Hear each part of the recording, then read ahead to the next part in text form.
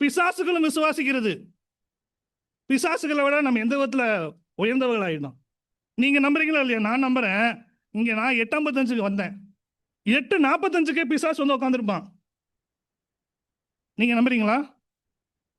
8:45 வந்திருப்பான். யாருக்கு பைபிள் ஜாஸ்தி தெரியும் நினைக்கிறீங்க? உங்களுக்கா சாத்தானுக்கா? உலக தோற்றத்துக்கு முன்னாடி படைக்கப்பட்டவங்க. இது எழுதும் போது பக்கத்திலே இருந்தவன். சாத்தானுக்கு நம்மளை விட அதிகமாக வேதம் தெரியும். சாத்தானும் இயேசுவை கிறிஸ்து என்று விசுவாசிக்கிறான். அதனால தான் நம்ம அதை விசுவாசிடக்கூடாதுன்னு அவன் ரொம்ப கேர்ஃபுல்லா இருக்கான். அப்ப விசுவாசித்தால் மட்டும் நம்ம ரட்சிப்பு நிறைவேறுவதல்ல. நாம் அநேக செய்திகளை கேட்டிருக்கிறோம்.